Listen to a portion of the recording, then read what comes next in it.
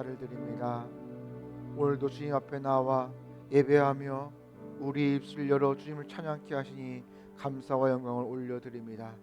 찬양 가운데 거하시는 하나님의 충만한 은혜를 허락하여 주옵소서. 주여 영광 받아 주옵소서. 예수님의 이름으로 기도합니다. 아멘. 심령이 가난한 자는 천국이 저희 것이요.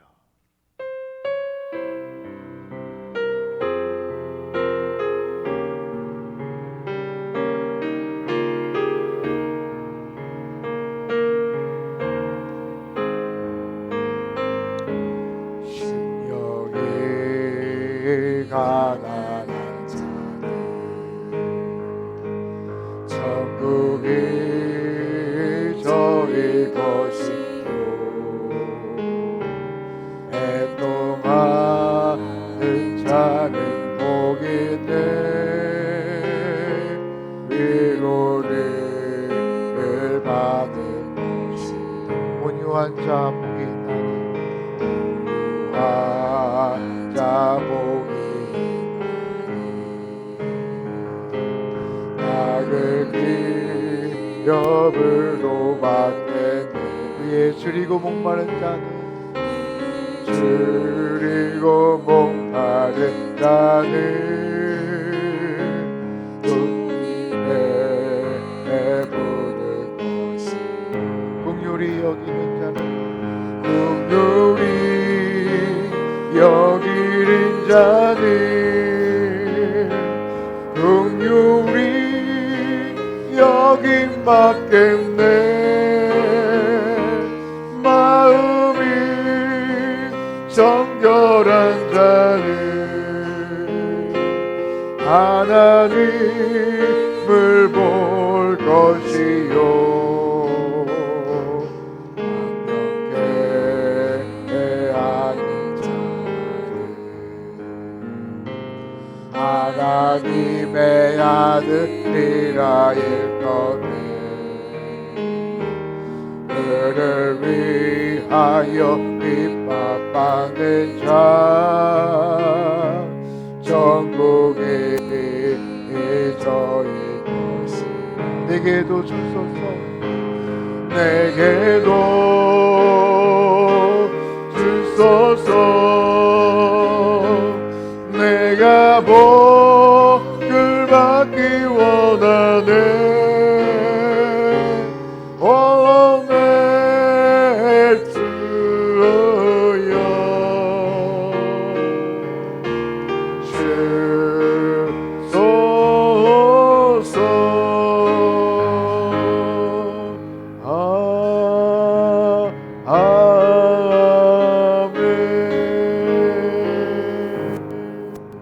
나 무엇과도 주님을 바꾸지 않으리.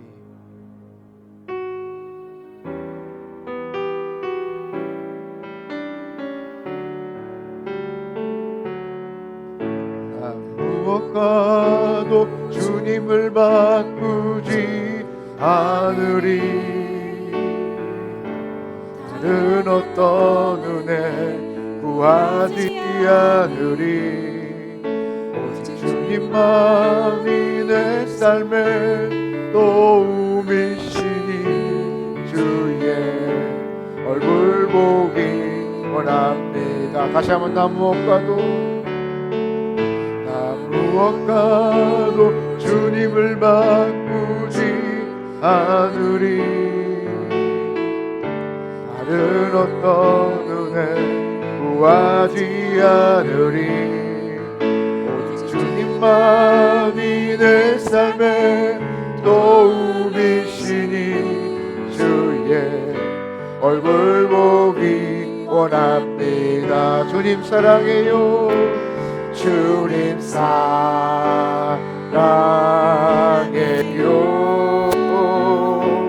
온 마음과 정성 다해 하나님의 신실한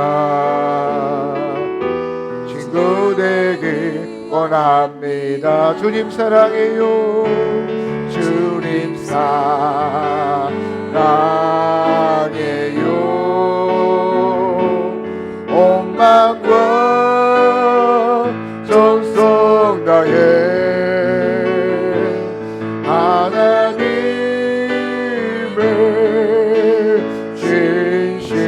진실한 친구 되길 원합니다. 오직 주의 사랑에 매여 이 시간 내 영이 주를 기뻐 찬양하기를 원합니다. 오직 주의 사랑에 매여 내 영 기뻐 노래합니다. 이 소망의 영광 기쁨의 땅에서 주께 사랑드립니다. 오직 주의 임재 안에 갇혀 내 영 기뻐 찬양합니다. 이 소명의 영광 거룩한 땅에서 주께 경배드립니다. 주께서 주신 모든 은혜 나는 말할 수 없네. 내 영혼 즐거이 주 따르렵니다. 주께 내 삶 드립니다. 주께서 주신 모든 은혜 나는 말할 수 없네. 내 영혼 즐거이 주 따르렵니다. 주께 내 삶 드립니다. 주께서 주신 모든 은혜 나는 말할 수 없네. 내 영혼 즐거이 주 따르렵니다. 주께 내 삶 드립니다.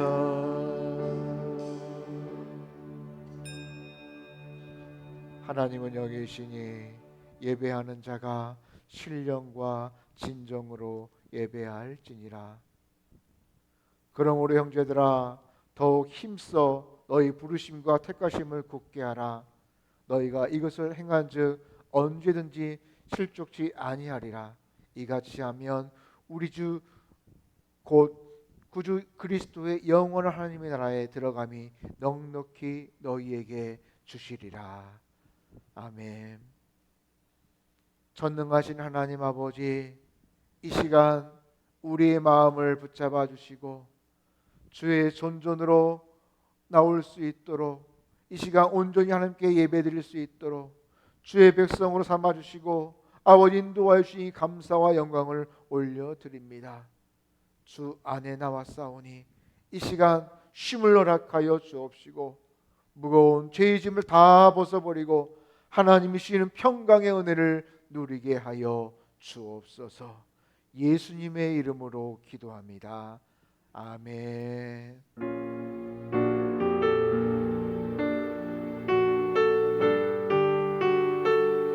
아버지 사랑합니다.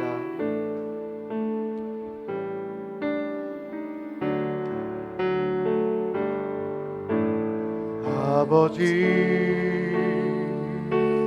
사랑합니다. 아버지 경배합니다. 아버지 채워주소서. 당신의 사랑으로. 예수님 사랑합니다. 예수님 사랑합니다. 예수님 경배합니다. 예수님 채워주소서. 당신의 사랑으로. 성령님 사랑합니다. 성령님 사랑합니다. 성령님 경배합니다. 경배합니다. 성령님 채워주소서. 당신의 사랑으로. 교동문 26번 시편 50편입니다. 내 백성들아 들을지어다. 내가 말하리라. 이스라엘아 내가 내게 증언하리라. 나는 하나님 곧 내 하나님이로다.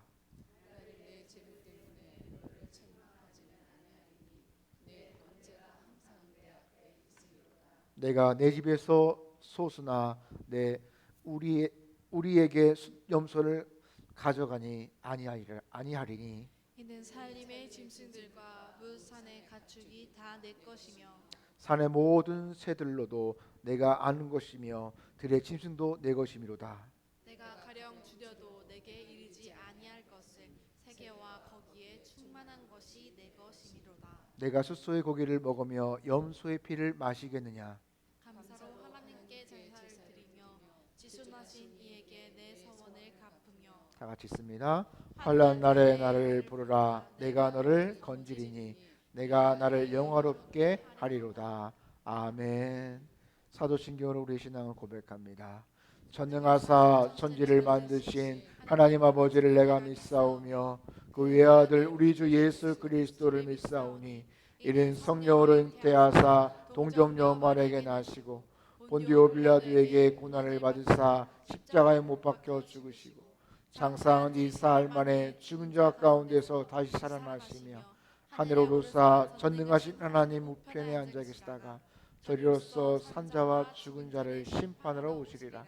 성령을 믿사오며 거룩한 공회와 성도가 서로 교통하는 것과 죄를 사하여 주시는 것과 몸이 다시 사는 것과 영원히 사는 것을 믿사옵나이다. 아멘. 자리에 앉으셔서 찬송가 429장.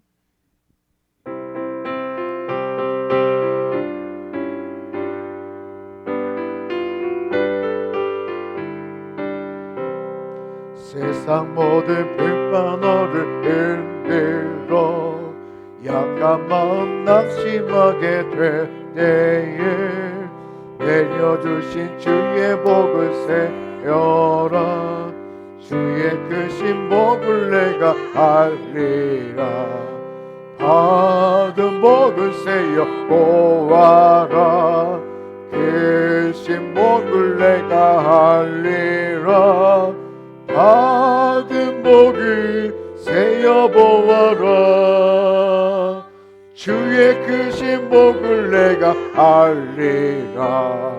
세상 근심 걱정 너를 누르고 십자가를 등에 지고 나갈 때 주가 내게 주신 복을 세어라. 두려움 없이 항상 찬송하리라.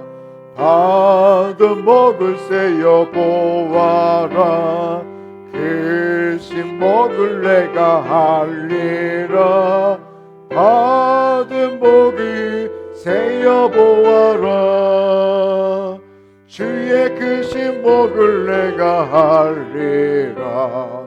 세상 권세 너의 약길 막을 때 주만 믿고 낙심하지 말아라. 전사들이 너를 보호하리니 염려 없이 앞만 보고 나가라. 받은 복을 세어 보아라. 크신 복을 내가 알리라. 받은 복을 세어 보아라. 주의 크신 복을 내가 알리라. 우리 이 시간 시간 합심으로 기도하며 나아가기를 원합니다. 지난 한 주간 하나님이 주시는 말씀을 붙잡고 얼마나 몸부림치면서 살아가셨습니까? 나에게 주어진 일을 미루지 아니하고 열정적으로 그 일들을 감당하셨습니까? 말씀과 예배와 기도와 봉사와 헌신의 모습이 다시 회복되기를 위하여서 노력하셨습니다. 내 뜻이 아니라 하나님의 뜻이 최우선임을 다시 한번 고백하고 그 앞으로 나아가기를 원하십니까? 주님, 이 시간 우리 부족한 모습일지라도 주님 앞에 섰사오니 하나님 이 시간 예배하며 이 시간 기도하며 나아갈 때에 한없는 은혜로 충만 은혜로 내리워 주옵소서. 우리 같이 합심으로 기도하겠습니다. 하나님 아버지 감사합니다. 나를 사랑하여 주시고 이 시간 예배자의 모습으로 예배자로 주 앞에 설 수 있도록 인도하여 주시기 감사합니다. 나의 식어진 마음을 아버지 나의 열정을 다시 한번 회복시켜 주옵시고 주님의 그 열심으로 하나님의 열심으로 나를 구원케 하여 주셨사오니 주여 이 시간 주의 말씀으로 주의 능력으로 나를 붙잡아 주옵소서. 아버지 함께하여 주시고 아버지 넉넉히 이룰 수 있는 힘을 허락하여 주시며 오늘도 동일한 은혜로 아니 더 큰 은혜로 하나님 한량의 은혜로 갚아 주옵소서. 주님 함께하여 주옵소서. 아버지 말씀을 잡고 나아가는 믿음의 시간 되게 하여 주옵소서. 주님 아버지 내 모든 것들이 다시 한번 주를 바라보며 나아가시니 주여 함께하여 주옵소서. 아버지 영광 받아 주옵소서.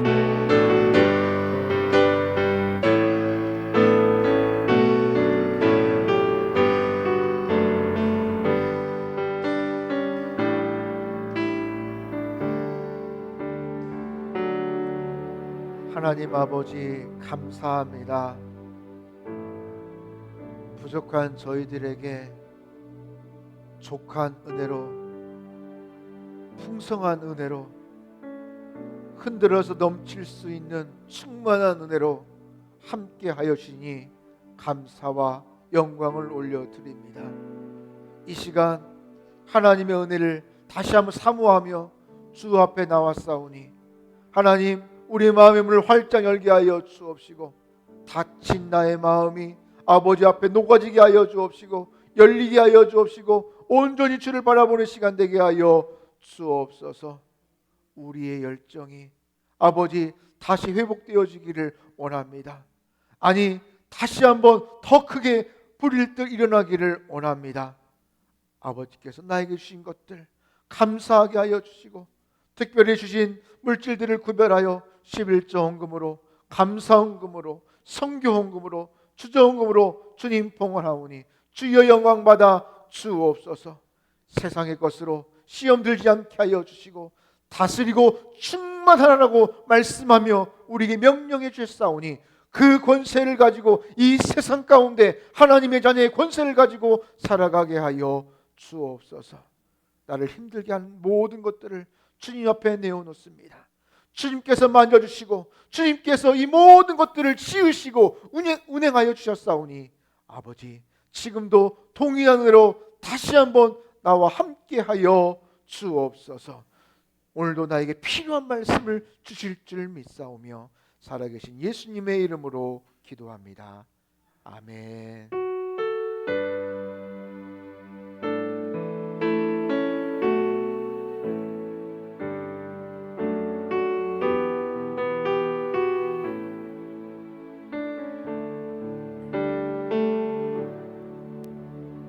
오늘 주신 하나님의 말씀은 잠언 31장 21절에서 26절 말씀 함께 봉독합니다. 교독합니다. 잠언 31장은 구약성경 945페이지 정도에 있습니다. 잠언 31장 21절에서 26절 말씀 31절 말씀까지 마지막 절 말씀까지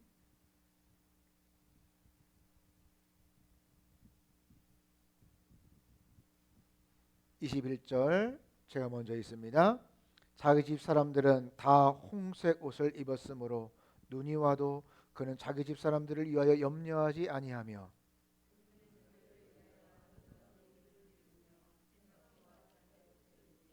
그의 남편은 그 땅의 장로들과 함께 성문에 앉으며 사람들의 인정을 받으며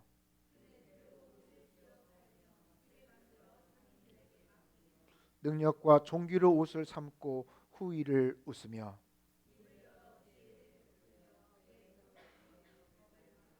자기 집안일을 보살피고 게을리 얻은 양식을 먹지 아니하나니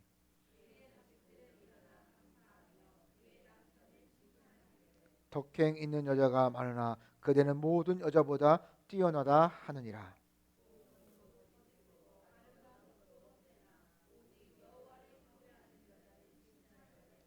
같이 있습니다.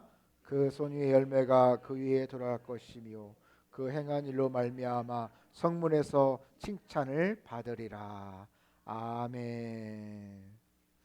할렐루야. 하나님이 원하시는 것, 우리에게 원하시는 것, 나에게 원하시는 것에 대하여서 계속 말씀을 드리고 있습니다. 셋째 주 전에 제가 말씀을 이제 시작했는데요. 첫 번째가 뭐였죠? 하나님이 우리가 원하는 것, 자라나는 것, 성장하는 것을 하나님은 원하시지요. 식물이 자라나려면 그 뿌리가 어디를 향해 있어야 돼요? 그렇죠. 땅에, 그 물에, 수지성이라고 하여서 물을 향하여서 시냇가가 저쪽에 있으면 그 시냇물을 향하여서 뿌리가 내리워져 있어야 그 나무가 자랄 수 있듯이 우리의 모든 관심이, 우리의 뿌리가 누구에게? 하나님을 향하여서 깊이 내리워질 때 우리는 자라날 수 있는 것입니다.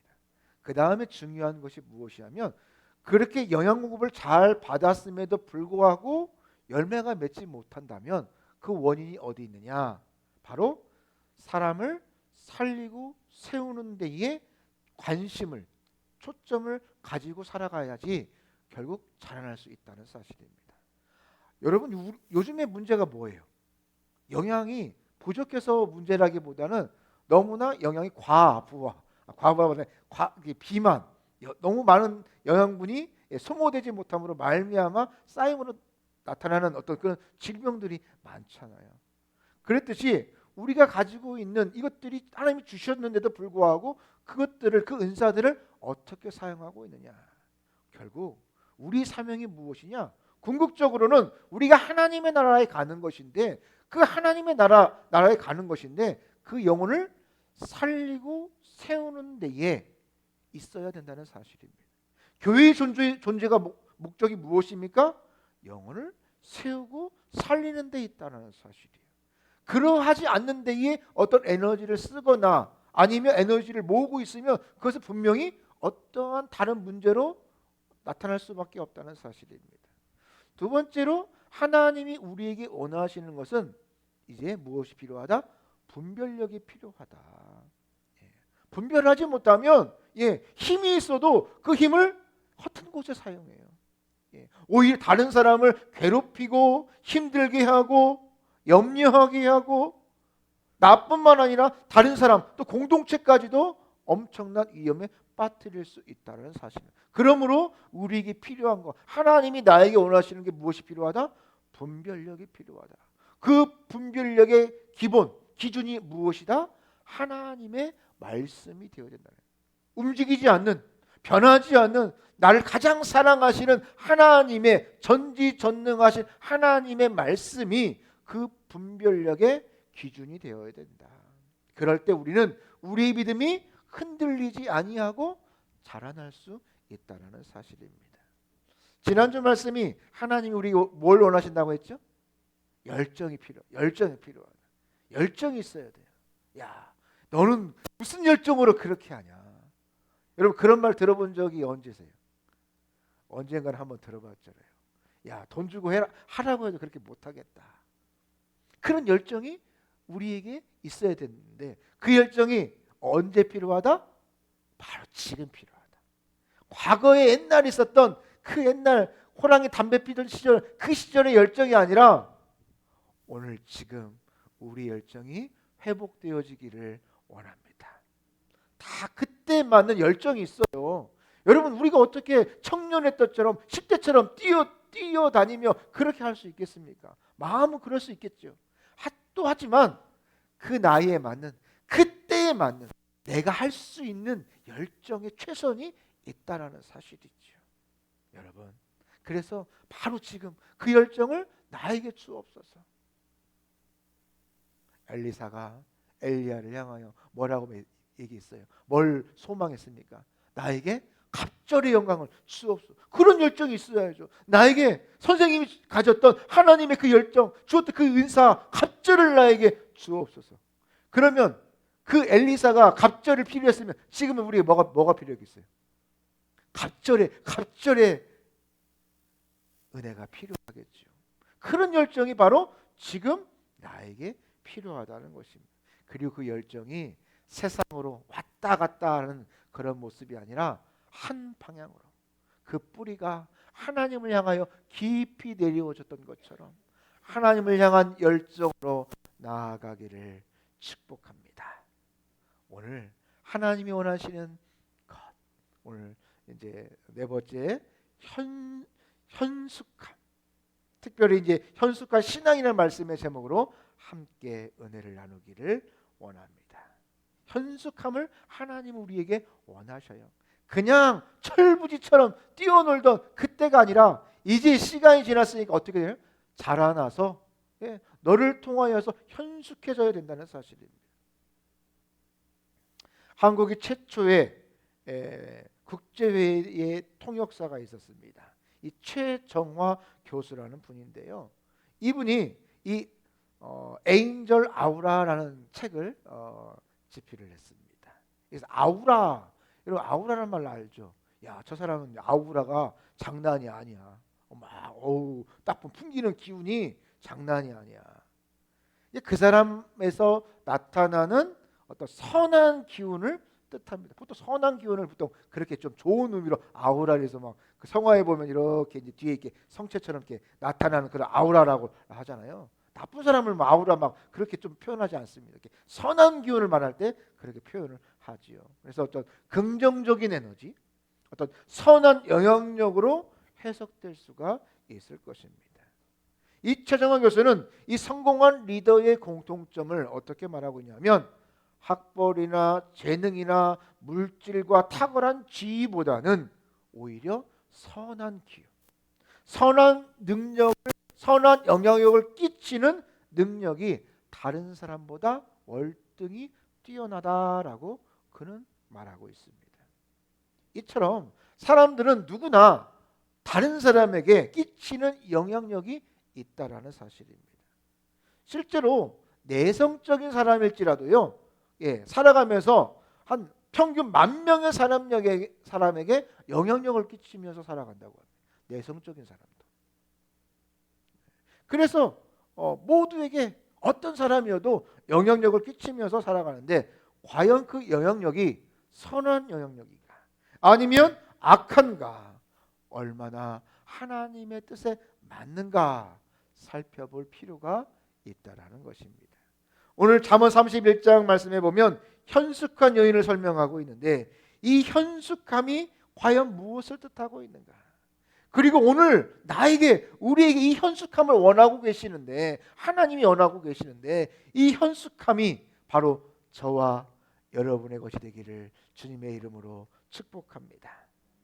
국어사전에 보니까요, 이 현숙함을 보니까 여성에게 특별히 현숙함이라는 단어를 여성에게 적용하여서 여성의 마음이 어질고 정숙하다라고 정의하고 있습니다. 보통 그렇잖아요. 현숙하다라고 했을 때 남자 보고 현숙하네요, 현숙한 남편이네요, 이런 표현이 조금 어감이 좀 이상하잖아요. 그렇죠? 그래서 국어적 사전에 보니까 그렇게 정의하고 있습니다. 그러면 성경에서 말하고 있는 성경적인 현숙함은 무엇인가? 이 원어에 보니까 하일이라는 단어인데요, 힘과 능력 그리고 선한 영향력이라는 뜻으로 해석될 수 있다고 합니다. 게다가 이 하일은요, 이 현숙함은 고정되고 어떤 정체된 상태가 아니라 계속해서 변화되는 모습들을 강조하고 있습니다. 그래서 현숙함이 점점점 자라나는 것이죠. 예. 한 번에 현숙되어지지 않는다는 것입니다. 그러므로 이 성경적인 이 현숙함, 주변의 사람이나 내가 속한 공동체에 끊임없이 선한 영향력을 끼치면서 살아가야 된다는 사실입니다. 또한 이 성경적인 현숙함은 인간이 자기 힘으로 누구나 다 원하지 않겠습니까? 현숙해지기를 다 원하겠지요. 하지만 오직 살아계신 하나님의 은혜로만 받아 누릴 수 있다라는 것입니다. 그래서 오늘 잠언 31장 오늘 읽지 않았는데 10절 말씀해 보니까 뭐라고 했냐? 누가 현숙한 여인인가? 누가 이 여인을 찾아서 얻겠는가? 그의 값은 진주보다 더하리라라고 말씀하고 있습니다. 많은 부모님들이 선한 영향력과 현숙함을 잃어버려서 자녀들에게 너는 나처럼 살아라. 여러분 그렇게 말할 자신 있습니까? 너는 나와 같은 인생을 살아라. 그렇게 자신 있게 자녀들에게 유언할 수 있겠습니까? 힘들지요. 어렵지요. 너는 이렇게는 살지 말아라. 이렇게는 말하기 쉬울 겁니다. 예. 이렇게 나처럼 살아라라고 하기 참 어떻게 보면 좀 생리적으로 좀 힘든 부분도 있을 것입니다. 나처럼 살아가라기보다는 나처럼 살면 안 된다라는 경우가 많은 것은 그 이유는 바로 우리가 현숙하지 못하기 때문입니다. 요즘 교회나 기독교가 세상으로부터 많은 비판과 공격이 점점점 늘어나고 있는데요. 그 이유가 어디 있을까요? 바로 여기 있다는 사실이에요. 현숙하지 못한 교회의 모습, 그런 모습을 통하여서 세상이 비웃는다는 사실이죠. 에이, 너희도 별거 없네. 아니, 세상보다 더 못하네. 라는 말을 들어요. 하나님이 원하시는 이 현숙함을 잃어버린 채 살아가고 있기 때문이라는 사실입니다. 그래서 지금부터라도 다시 영적으로 우리가 깨어나서 현숙한 삶을 살아야 할 책임이 나에게, 우리에게 있는 것입니다. 그렇다면 하나님께서 우리에게 원하시는 이 현숙한 모습은 어떠한 모습일까요? 오늘 말씀을 통하여서 그 은혜를 찾아보기를 원합니다. 먼저 현숙한 신앙인은요, 매사에 깊은 준비성으로 다른 사람을 이롭게 하면서 살아갑니다. 뭐 하면서? 준비하여서 다른 사람을 이롭게 하면서 살아가는 현숙한 사람이에요. 이 현숙한 사람. 본문 21절 말씀해 보니까 자기 집 사람들은 다 어떤 옷을 입었습니까? 홍색 옷을 입었어요. 그래서 눈이 와도 그는 자기 사람을 위하여 염려하지 아니한다라고 말하고 있습니다. 여러분, 왜 홍색 옷을 입었는데 염려하지 않을까? 우리의 문화로는 좀 약간 이해가 안 가죠.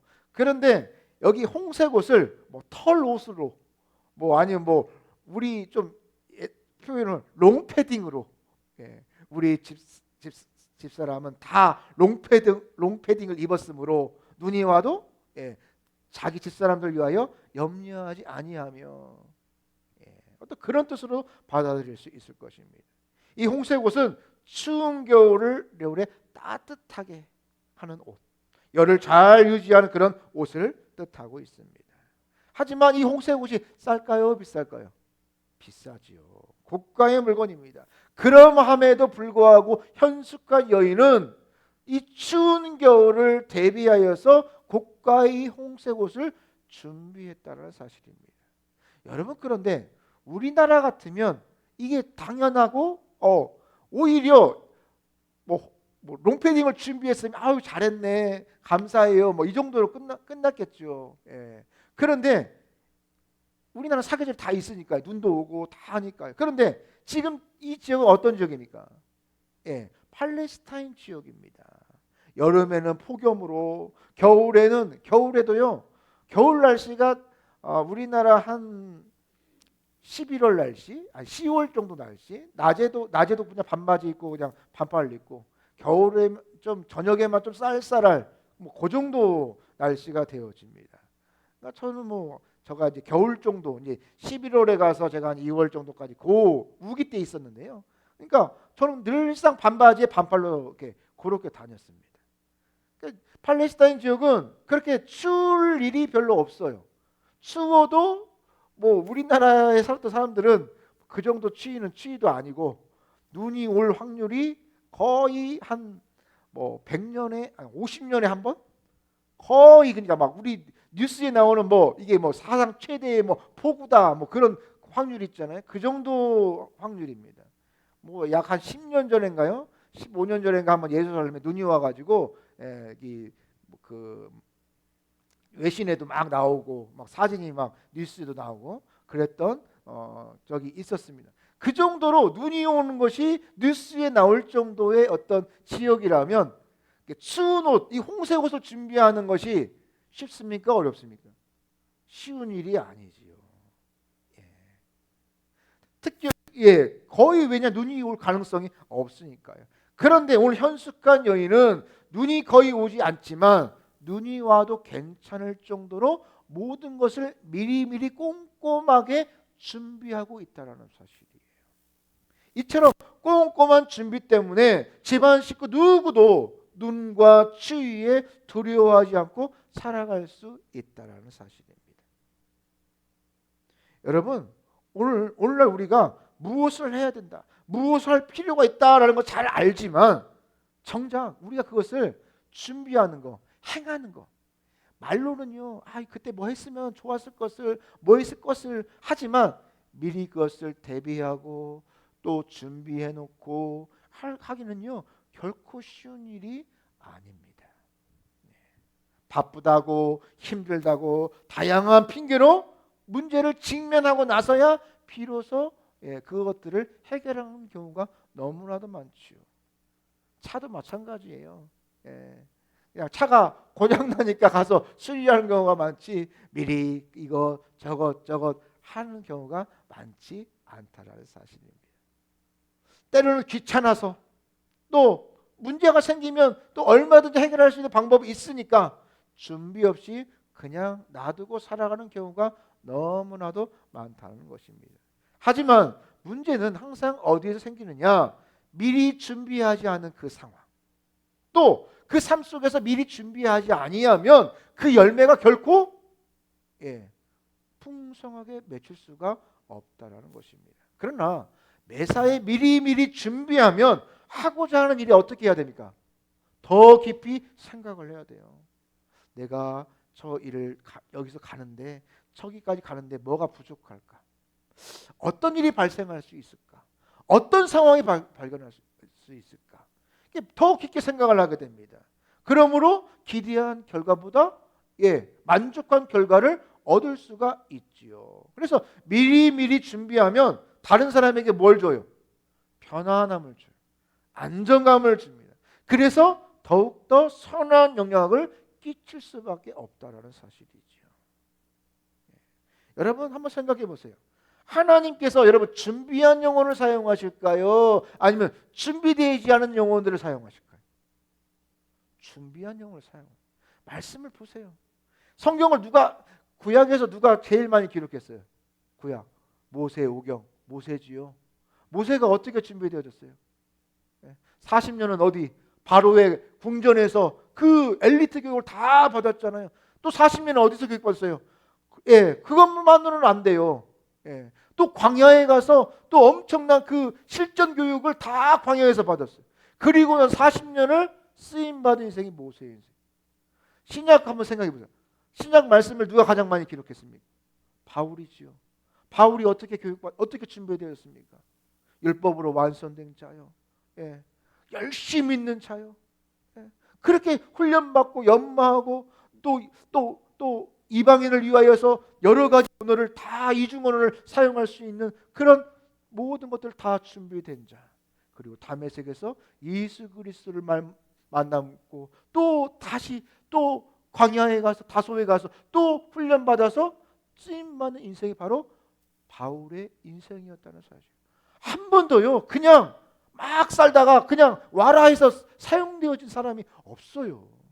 그 삶 속에서 철저히 준비되어진 그 사람을 하나님은 준비시켜서 사용한 줄 믿습니다. 그러므로 현숙한 신앙인은 항상 철저하게 준비하여서 하나님의 때에 하나님의 방법대로 그래서 주변에 선한 영향을 끼치면서 사용되어질 줄을 믿습니다. 나는 때를 잘 못 만나서, 나는 뭐가 안 돼서, 나는 이 모양 이 꼴이야, 그것을 탓하지 마세요. 지금 여전히 준비하고 또 하나님께 쓰임받기 위하여서 기도하며 나아갈 때 하나님은 그 영혼을 더 크게 사용하실 줄을 믿습니다. 마태복음 25장 말씀에 보면 열 처녀 비유가 나옵니다. 이 열 처녀 모두가 뭘 준비해요? 등불을 준비했죠. 열 처녀가 이제 다 등불을 준비했습니다. 그리고 신랑을 기다리면서 이 기다리는 중에 신랑이 안 오니까 어떻게 됩니까? 모두 다 잠이 들어요. 그런데 여기에서 이 처녀, 이제 열 처녀 중에 두 가지로 이제 말이 그 앞에 형용사가 이제 바뀌어지죠. 5명의 처녀는 지혜로운 5처녀, 그리고 또 5처녀는 어리석은 5처녀로 나눠지게 되어져요. 무엇 때문에 나눠져요? 기름을 준비했느냐 안 했느냐. 그러면 이 준비 안 한 사람은 왜 준비를 안 했어요? 돈이 없어서? 아니죠. 나중에 말씀해 보니까 기름이 없는 걸 보고 그 돌을 가지고 나아가서 기름을 살려고 하나, 그런 말씀이 나오잖아요. 돈이 없어서는 아니에요. 뭐 때문에 그랬습니까? 준비하지 못했다는 거예요. 그러니까 신랑이 오면 충분하다. 예. 그러니까 신랑이 늦게 올 거에 대한 준비가 부족했다는 사실이에요. 그러니까 잠들었을 때 그 등불이 꺼졌으니까 기름이 없어서 다시 기름을 해도 등이 켜지지를 않지요. 기름 살도는 있었지만 만일의 사태를 준비하지 못했다는 것입니다. 이처럼 이 5처녀는 준비성이 없어서 어리석다라고 책망을 받았고, 또한 천국 잔치에 참여하지도 못했다는 사실입니다. 여러분, 이건 뭘 말합니까? 이것은 능력의 유무를 말하는 것이 아니라 얼마나 우리가 철저하게 준비했는가, 바로 여기에 문제가 있다는 사실이에요. 철저하고 꼼꼼한 준비는 여러분, 그렇게 준비하면 절대로 기회를 놓치지 아니에요. 그리고 본인과 주변 사람들에게 선한 영향력을 끼칠 수가 있다는 사실입니다. 그러나 우리 이처럼 철저하게 준비하며 살아가는 현숙함이 너무나도 부족하다는 사실입니다. 양병 10년, 용병 1일. 이게 무슨 말인지 아세요? 양병 10년. 쉽죠? 예, 군대를 만드는 데는 몇 년 걸린다? 양병 10년이 걸리고 용병 1일. 그 군대를 사용하는 데는 걸린다? 하루밖에 사용되지 않는다. 그러니까 하루를 쓰기 위해서 몇 년을 준비한다는 거예요? 10년을 준비한다는 사실이에요. 여러분, 이 상식적으로 불합리하기도 하고 시간 낭비처럼 보이기도 하지만, 여러분, 10년을 준비한 군대는 어떤 적과도 싸워서 어떻게 할 수 있어요? 이길 수가 있다는 사실입니다. 이처럼 영적으로 잘 준비되어진 이 현숙한 신앙인은 세상에 어떤 도전이 와도, 세상에 어떤 풍파가 다가와도 뭐 할 수 있습니까? 이길 수 있다는 사실. 우리가 준비되어 있지 않기 때문에 그것으로 말미암아 휩쓸리고 넘어지고 흔들린다는 사실입니다. 여러분, 우리의 삶이, 우리 성직교회가 여러분 세상의 것을 바라보고 어떤 세상의 흐름을 바라보는 것이 아니라 말씀과 기도로 다시 한번 우리가 내일을 준비하고, 그러고 나아갈 때 현숙할 수 있고, 그래야 다시 넘어지지 않는다는 사실입니다. 여러분, 우리 성직교회 성도 여러분, 영적으로 잘 준비되어지고 현숙해져서 더 나은 미래를 만드시기를 바랍니다. 두 번째로 현숙한 신앙인은, 첫 번째는 현숙한 사람은 어떤 사람이다? 준비를 잘하는 사람. 그래서 준비를 잘해서 나만 잘 먹고 잘 사는 게 아니라 다른 사람을 이롭게 하는 사람이 바로 현숙하다. 그 다음에 현숙한 사람은요, 선하고 복된 말을 하면서 살아가야 됩니다. 할렐루야. 어떤 말을 한다? 선하고 복된 말을 하자. 이게 참 어려워요. 예. 이게 습관이기도 하고요. 이게 어떤 참 어떤 그 삶의 어떤 이 인격 그 습관을 바뀌기가 참 어렵습니다. 하지만 우리가 현숙해지려면 계속해서 노력을 해요. 오늘 본문 26절 말씀해 보니까 뭐라고 말씀하고 있어요? 입을 열어 지혜를 베풀며 그의 혀로 인내의 법을 말하며라고 말씀하고 있습니다. 여기서 입을 열어 바타흐 어떤 용기의 뚜껑을 열다라는 의미가 있습니다. 입을 열어. 현숙한 여인은요, 그래서 일상생활을 할 때에 말을 많이 하지를 않아요. 그러니까 뚜껑을 열다라는 말은 항상 열려 있다는 말이 아니잖아요. 필요할 때 연다는 거잖아요. 그렇죠? 그러니까 결국 말이 많으면 뭐가 많아져요?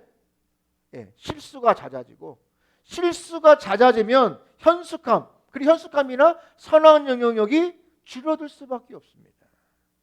그래서 현숙한 여인은 말을 할 때 뚜껑을 열듯이 말을 하는 거예요. 예, 그게 말의 지혜입니다. 그냥 생각난다고 다 말하는 것이 아니라 그 뚜껑을, 이게 물을 먹으려면 뚜껑이 있으면 어떻게 해요? 물을 먹어야 되겠다 하면 뚜껑을 열고 이게 마셔야 되잖아요. 그런 것처럼 말을 할 때도 뚜껑을 여는 1단계 한 번만이라도 그 필터를 걸으면 이게 현숙한 말이 될 수 있다라는 사실. 그런데 그냥 뚜껑이 없이 그냥 그냥 생각나는 대로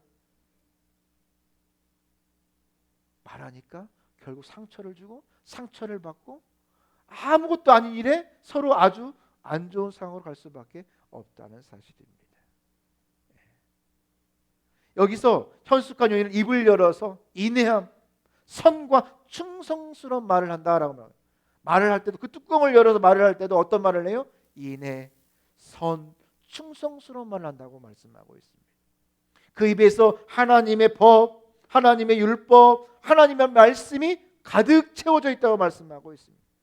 종합해 보면 현숙한 여인은 말 많이 하지 않고 하지만 말을 시작하면 지혜로운 말, 선하고 충성스러운 말, 하나님의 말씀에 맞는 말을 하는 자가 현숙한 사람이라는 사실이죠.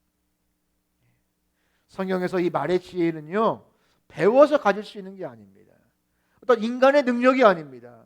하나님께서 주심으로 받을 수 있는 은혜인 것이죠. 여러분, 은혜 또한 우리가 구할 수 있는 거예요. 야고보서 3장 10절 말씀해 보니까 한 입에서 찬송과 저주가 나오는도다. 내 형제들아, 이것이 마땅하지 아니하니라. 그러니까 문제는 말을 한다는 것보다 어떤 말, 그 말의 내용이 무엇인가가 더욱더 중요한 것이지요. 폐역한 말로, 저주의 말로 본인은 물론 다른 사람의 그 누구에게도 득이 되지 않습니다. 반면에 그 입술에 지혜와 인내함 그리고 하나님의 말씀이 있다면 그 현숙함이 얼마나 충만하게 나타나겠습니까? 여러분, 형숙한 신앙인은 이처럼 말하는 태도와 자세, 그 마음가짐부터 그 내용부터 세상과 다를 수밖에 없다는 사실이죠. 여러분, 우리가 살아가면서 누구나 예외 없이 말로 인하여서 상처를 주기도 하고 상처를 받기도 합니다. 실제로 선한 말이다, 맞는 말이다, 좋은 의도로 했다라고 하지만 그것이 항상 선할 수만은 없습니다. 여러분, 보통 팩트라고 하잖아요. 팩트라는 게 사실이잖아요. 사실을 사실로 말해도 여러분 그게 때에 맞는 말이 있어요. 선한 말, 맞는 말, 좋은 의도라고 할지라도 그것이 때에 맞는 말, 그것이 바로 지혜거든요. 그래서 우리가 현숙한 신앙인답게 말하려면 세 가지 질문을 꼭 기억하면서 우리가 다시 한번 우리가 뚜껑을 가지고 말하기를 원합니다. 구체적으로 세 가지가 뭐냐면, 첫 번째, 참말인가 거짓인가, 진실을 말해요. 진실. 첫 번째로 말해야 될 것은 진실을 말해야 되고, 두 번째, 지금 이 사람에게 이것이 꼭 필요한가? 꼭 필요한가? 예, 꼭 필요한가? 세 번째는 감정 때문에 과격하거나 공격적이지 않고 친절한 말인가? 이 세 가지를 기억하고 우리가 다른 사람에게 말을 건넨다면, 이게 바로 현숙함의 모습이라는 사실입니다. 첫 번째, 뭐를 기억하자? 진실인가? 거짓을 말하면 안 돼. 거짓을 말하면 안 돼. 두 번째, 꼭 필요한가? 이 꼭 필요한 말인가? 그리고 어떻게 말하자? 친절하게. 친절하게. 참 힘들어요. 저 친절하게 말하기가 힘들어요. 여러분, 사실을 친절하게 말하기가 쉬울 거예요. 좋은 일이면 또 괜찮은데요. 이 사람 말하다 보면, 이게 정확하게 말하다 보면 이게 때로는 기분 나쁘게 할 수 있는 말도 있고요. 여러 가지 상황들이 있어요. 그래서 진실을 말하는가, 꼭 필요한가, 그리고 친절하게 말하는가. 여러분, 이번 주 한 주간 이 세 가지를 기억하면서 특별히 저는요, 이 세 번째 거 친절하게 말하면요, 이 나머지 두 번째 것도 다 포함될 수 있다라고 생각을 해요. 친절하게 말하는데 거짓을 말하기가 참 쉽지 않아요. 사기를 치면 가능해요. 우리가 보통 사기를 치려고 말하지는 않거든요. 근데 친절하게 말하면 보통 꼭 필요한 말을 하게 돼 있어요. 그리고 진실을 말하게 돼 있습니다. 그래서 친절하게 말하자. 그 한 가지만을 기억하면서 우리가 현숙함, 이번 한 주간도 한번 우리 현숙함의 모습으로 나아가기를 바랍니다. 복음서에 보면 이 좀 다혈질의 제자가 있어요. 수제자 누가 있죠? 베드로가 있습니다. 근데 이 베드로의 이 말하는 습관을 보면 현숙하지 못한 것들을 우리가 볼 수 있습니다. 그래서 항상 오락가락하고 자충우돌하는 모습을 볼 수 있습니다. 이것은 베드로의 말이 좀 어눌하거나 문법적으로 틀려서가 아니에요. 그것은 그 베드로의 말이 현숙한 말이 아니기 때문에 그렇습니다. 이 베드로의 말을 가만히 보면요, 항상 뭐가 많냐면 자기 과시가 많아요. 다른 사람은 다 외면해도 부인해도 나는 뭐 하겠습니까?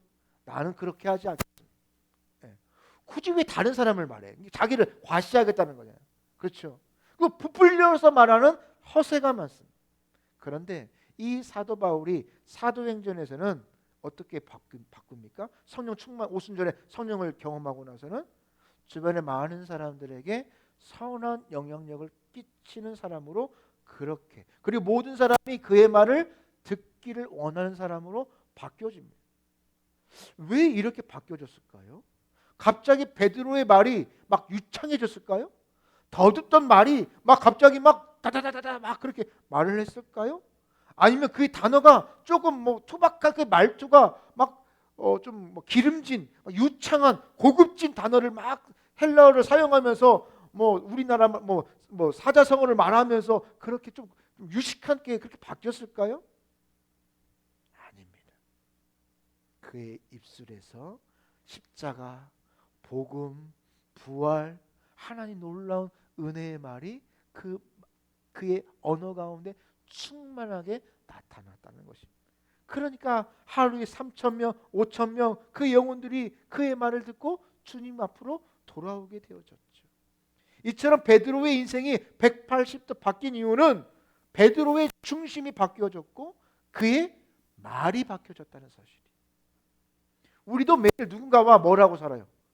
말을 하고 살아가고 있죠.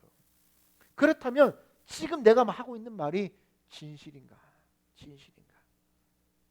거짓과 진실 중에 무엇이 많은가? 필요한 말과 불필요한 말은 무엇인가? 친절한 말과 또 반대로 공격적인 말이 무엇인지를 한번 생각해 볼 필요가 있다는 사실입니다. 그래서 이 현숙한 언어는 이 입술이 아니라 현숙한 신앙의 삶, 현숙한 마음가짐에서 비롯되는 것이에요. 그렇죠. 내 마음에서, 내 마음의 그릇에서 내 입술을 통하여 무엇이 나오는가가 그 결과물 아닙니까? 내 말이 공격적이라면 그거는 뭘 말하는 거예요? 내 마음이 공격적이라는 거예요.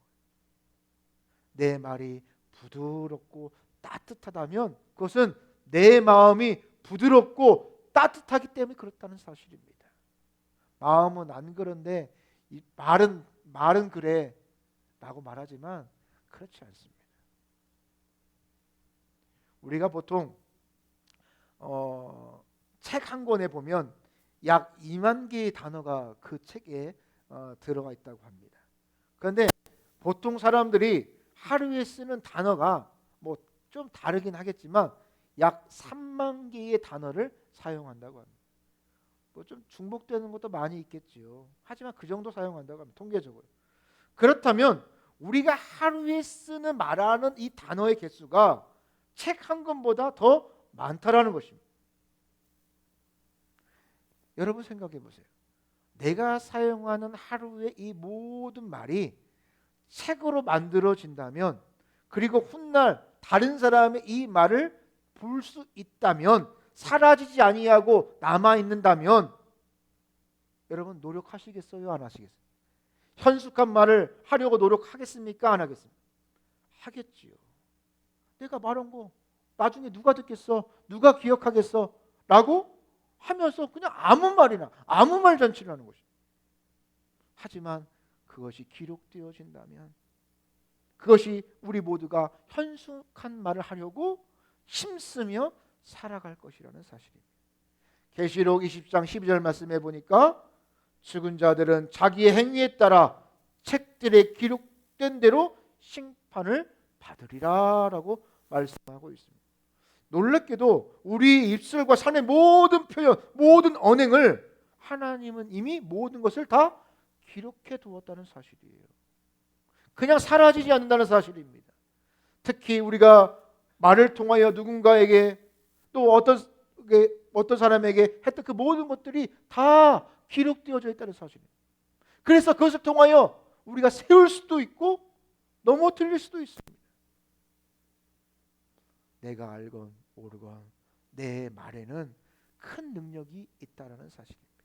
그래서 그것을 아는 사람이 바로 현숙함을 가질 수 있다는 사실입니다. 여러분, 올 한 해 지나간 과거를 생각하지 마세요. 지나간 나의 현숙하지 못한 모습들이 많이 있었지요. 선한 영향을 끼칠 수가 없었지요. 하지만 여러분, 이제 지금부터가 중요해요. 지금부터 우리의 말이 다른 사람을 살리고 세우고 또 선한 말을 하는, 현숙한 말을 하는 저와 여러분들이 되시기를 바랍니다. 그래서 주님의 오심을 기다리며 내 말이 더욱더 현숙해져서 날마다 하나님의 능력을 가지고, 선한 능력을 가지고 살아가시기를 주님의 이름으로 축복합니다. 오늘 말씀을 기억하며 우리 기도하기를 원합니다. 우리가 기도할 것은, 하나님, 우리가 하나님의 자녀로 자라나기를 원합니다. 현숙하여지기를 원합니다. 매사에 준비되어져서 하나님께 쓰임받는 사람이 되기를 원합니다. 말씀과 기도로 내일을 준비하게 하시고, 그래서 세상의 도전을 이기게 하여 주옵소서. 나의 입술에 내 말에 지혜를 주옵소서. 그래서 지혜로운 말, 선하고 충성스러운 말, 하나님 말씀에 맞는 말을 하기를 원합니다. 주님, 내 입술로 상처를 주었다면 주님, 내가 회개하게 하시고 하나님, 이제 현숙한 하나님의 신앙인으로 살아가게 하여 주옵소서. 오늘 말씀을 기억하며 같이 한번 합심하며 기도합시다. 하나님 아버지, 감사합니다. 주님께서 주신 그 은혜를 살아가게 하여 주옵소서. 아버지 말씀하십니다. 주님, 아버지, 오늘도 내가 내 말씀, 하나님의 그 말씀을 살아가게 하여 주옵소서. 아버지, 하나님 말씀 주여 붙잡아 주옵소서. 아버지, 이름 때문에 연약과 부족한 것을 주여 다시 한번 아버지 하나님 믿음을 가지고 살아가게 하여 주옵소서. 악한 세상 가운데 믿음으로 숨게 하여 주옵소서. 주님, 함께 하여 주옵소서. 아버지 하나님 감사합니다. 주님의 은혜만을 붙잡게 하여 주옵소서. 이제 다시 넘어지지 않게 하여 주옵소서. 아버지 연습 가운데로 나가 주변 사람들이 복되게 하고 아버지 하나님의 놀라는 승리 아버지 구하여 주옵소서. 아버지 함께 하여 주옵소서. 하나님 말씀 붙잡게 하여 주옵소서. 주님 함께 하여 주옵소서. 아버지 하나님 지혜롭고 선하고 충성스러운 하나님의 말씀에 맞는 말을 하여 주옵소서. 하나님 나에게 지혜를 주시고 아버지의 중심이 아버지 언니 맡기게 하여 주옵소서. 주여 함께 하시고 영광 받아 주옵소서.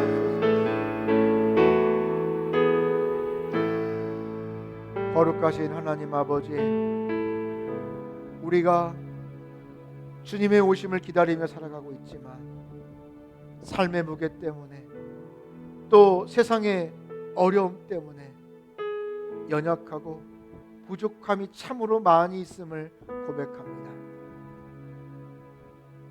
우리가 이제 주님이 주시는 이 현숙함을 가지고 현숙하게 되어져서 악하고 이 어두운 세상 가운데 믿음으로 승리케 하시며 주님의 오심을 기다리는 삶, 승리하는 삶이 될 수 있도록 도와주시옵소서. 우리가 참으로 연약하고 부족할지라도 우리 각자에게 현숙함의 은혜를 주시어서 주변에 항상 선하고 복된 영향력, 하나님의 백성답게 빛과 소금의 역할들을 감당하며 살 수 있도록 주여 역사하여 주시옵소서. 이것을 위하여서 매사에 항상 꼼꼼하게 준비하며 살아가게 하여 주옵시고 선하고 복된 말로 말미암아 하나님 다른 사람을 살리고 세울 수 있는 그런 삶을 살 수 있도록 하나님 인도하여 주옵소서. 우리가 더욱더 하나님을 붙잡고 살아가길 원합니다. 하나님의 은혜 가운데 현숙한 삶을 살아가기를 원합니다. 주여 우리에게 하나님의 신령한 은혜를 부어 주옵소서. 감사와 영광을 주님께 올려드리며 살아계신 예수님의 이름으로 기도합니다. 아멘. 다 함께 일어나셔서 주님 다시 오실 때까지 찬양합니다.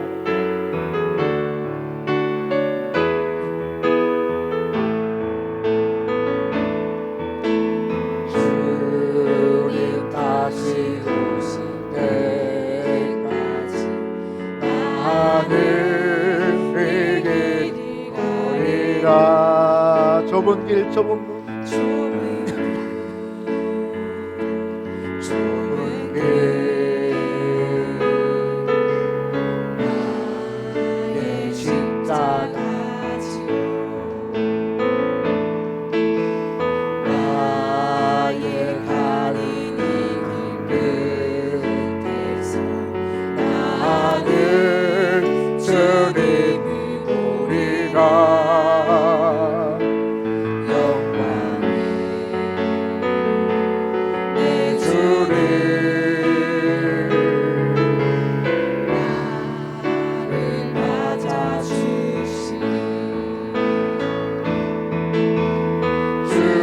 다시 오실 때까지 나는 일어나 달려가리라. 나는 일어나 달려가리라. 주의 영광 온 땅 덮을 때 나는 일어나 노래하리. 내 사모하는 주님 온 세상 도주시라. 내 사모하는 주님 영광의 왕이시라. 내 사모하는 주님 내 사모하는 주님 온 세상 도주시라. 내 사모하는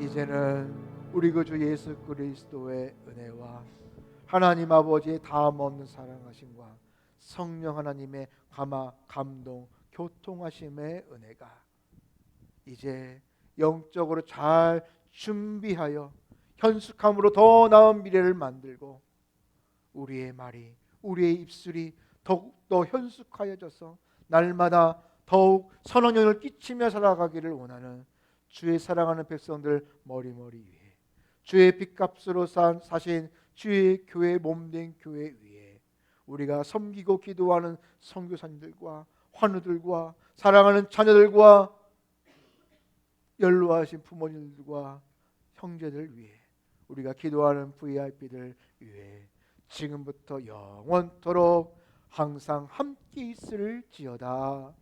아멘.